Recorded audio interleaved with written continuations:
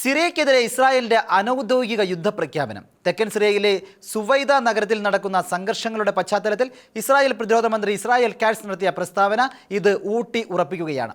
സിറിയയിലെ ദ്രൂസ് ഭാഗത്തെ ആക്രമിച്ചവർക്കെതിരെ കനത്ത ആക്രമണം നടത്താനാണ് ഇസ്രായേൽ പദ്ധതിയെന്നാണ് കാറ്റ്സിന്റെ വെളിപ്പെടുത്തൽ. ഇസ്രായേൽ ഇതിനോടകം സിറിയൻ തലസ്ഥാനമായ ഡമാസ്കസിൽ സൈനിക നടപടി ആരംഭിച്ചതായും റിപ്പോർട്ടുണ്ട്.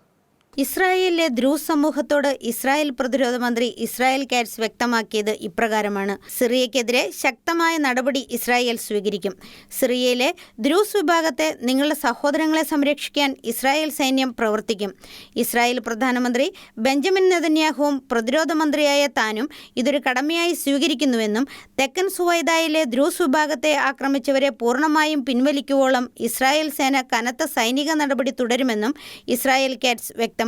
സിറിയയ്ക്കെതിരെ കനത്ത പ്രഹരങ്ങൾ മാത്രമേ സിറിയൻ ഭരണ നേതൃത്വത്തിന് ഒരു സന്ദേശം നൽകാൻ ഉപകാരപ്പെടൂ എന്നും കാറ്റ്സ് കൂട്ടിച്ചേർത്തു. അതേസമയം സിറിയയുടെ പ്രസിഡൻഷ്യൽ കൊട്ടാരത്തിന് സമീപമുള്ള ജനറൽ സ്റ്റാഫ് കെട്ടിടത്തിന് നേരെ ഇസ്രായേലി എയർഫോഴ്സിന്റെ വ്യോമാക്രമണമുണ്ടായതായാണ് റിപ്പോർട്ട്.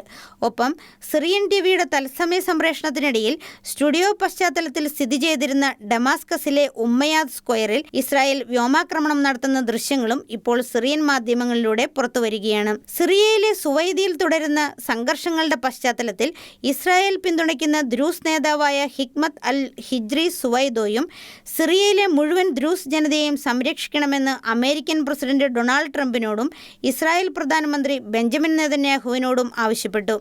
അതേസമയം സിറിയയിലെ ദറ മേഖലയിൽ ഇസ്രായേൽ എയർഫോഴ്സിന്റെ അൺമാൻഡ് ഡ്രോൺ ആക്രമണത്തിൽ സിറിയൻ 40-ാം ഡിവിഷനിലെ ആർട്ടിലറി ബറ്റാലിയൻ കമാൻഡറായ മുഅമ്മർ ഇബ്രാഹിം കൊല്ലപ്പെട്ടു. ഇസ്രായേലിലെ ദ്രൂസ് സിറിയയിൽ തങ്ങളുടെ സഹോദരങ്ങളെ രക്ഷിക്കാനായി അതിർത്തി കടന്ന് ഡമാസ്കസിലെത്തിയതായും റിപ്പോർട്ടുണ്ട്. International desk, Shekinah news.